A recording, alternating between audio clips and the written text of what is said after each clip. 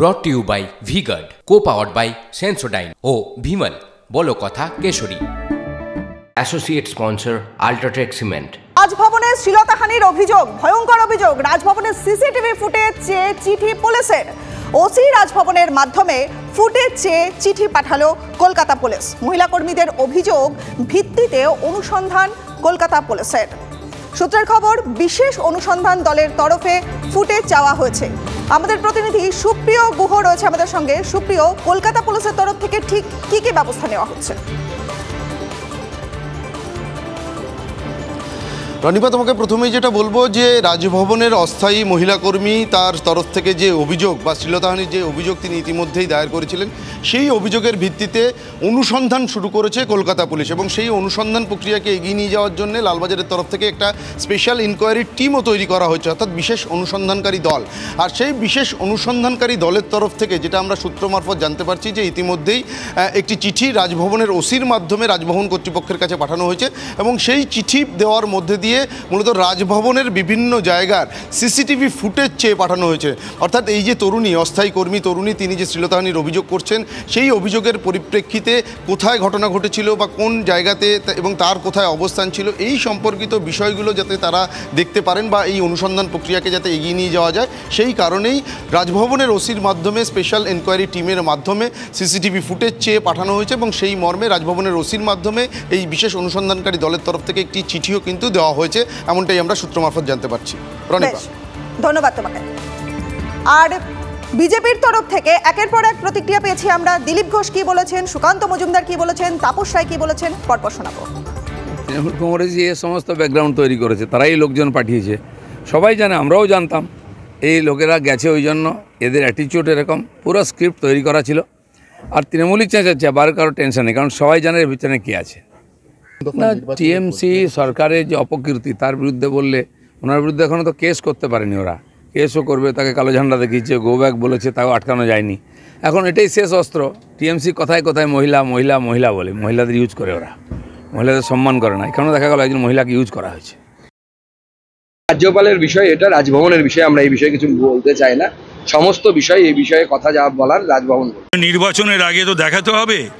আর হচ্ছে যে park street, Kaliaganj, Kaliachak, Hanskhali, Sandeshkhali, রেখাপাত্ররা তাই তো ঘুরে দাঁড়িয়েছে, মুখ খুলেছে।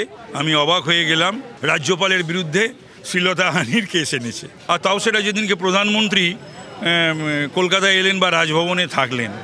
আমি তো অশোক গাঙ্গুলিকে বলবো এটা দেবতুল্য লোক। একজন ভদ্রমহিলাকে দিয়ে তার বিরুদ্ধে শ্লীলতাহানির কেস করা হয়, তারপরে সেই ভদ্রমহিলাকে কিন্তু আর খুঁজে পাওয়া যায়নি। রাজভবনে শ্লীলতাহানির অভিযোগ, রাজ্যের সাংবিধানিক প্রধানের বিরুদ্ধে সরব হলেন প্রশাসনিক প্রধান।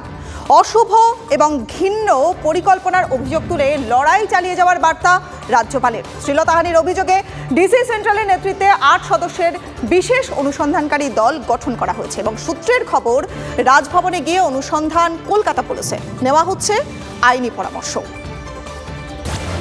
বাংলায় ভোট প্রচারের টানা কর্মসূচি প্রধানমন্ত্রীর। রাজভবনে তিনি উঠতে না উঠতেই রাজ্যপালের বিরুদ্ধে শ্লীলতাহানির অভিযোগ করলেন রাজভবনেরই এক অস্থায়ী কর্মী। হেয়ার স্ট্রিট থানায় লিখিত অভিযোগ দায়ের করেন তিনি। রাজভবনের পিস রুম, পঞ্চায়েত ভোট থেকে সন্দেশখালীতে নারী নির্যাতনের অভিযোগ। রাজ্য রাজনীতিতে তোলপাড় করে দেয় রাজ্যপাল সিভি আনন্দ বোসের তৈরি করা পিস রুম। আর এবার রাজ্যের সাংবিধানিক প্রধানের বিরুদ্ধে অভিযোগ। ভোট প্রচারে সে প্রসঙ্গ টানলেন মুখ্যমন্ত্রী, তুললেন সন্দেশখালীর পাল্টা হিসেবে। মেয়েটির কান্না আমার হৃদয়ে বিতরণ হয়েছে। সন্দেশখালী বলবার আগে আরে রাজ্যপাল কেন তার কাজের মেয়েকে, কেন তার ঘরে কাজ করে বলে পরপর 2 বার মলেস্টেশন করেছেন। রাজ্যপালের বিরুদ্ধে কোনো মামলা হতে পারে না। Article 351 of constitution red with article 61। রাজ্যপাল বা রাষ্ট্রপতির বিরুদ্ধে কোনো ক্রিমিনাল কেস হতে পারে না। পাল্টা বিবৃতি জারি করে রাজভবন জানিয়েছে, অভিযোগ রাজনৈতিক উদ্দেশ্য প্রণোদিত। অডিও বার্তায় রাজ্যপাল সিভি আনন্দ বোস আঙুল তুলেছেন রাজ্যের শাসক দলের দিকেই। I am willing, I am prepared. Sorry my detractors, I have learned the lessons to fight, not flight. এই লড়াই আমি লড়বো, এই লড়াই আমি লড়বো।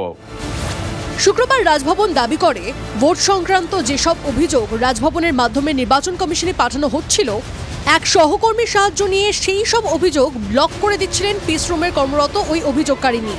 ধরা পড়ে যাওয়াতেই তিনি শ্লীলতাহানির অভিযোগ তোলেন। ভোটের বঙ্গে রাজ্যপালের বিরুদ্ধে অভিযোগ, শুরু হয়েছে বাকযুদ্ধ।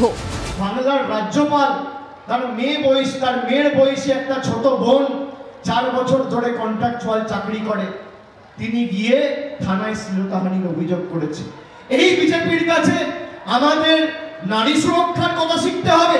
এই কনস্পিরেসির মাথা হচ্ছে মমতা ব্যানার্জি, বিনীত গোয়েলকে সাসপেন্ড করা উচিত।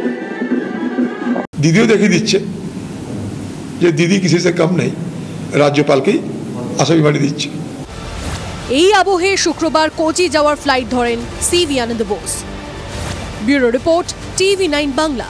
Brought to you by V-Guard, co-powered by Sensodyne ও Bhimal, বলো কথা Keshari. Associate sponsor, Ultratech Cement.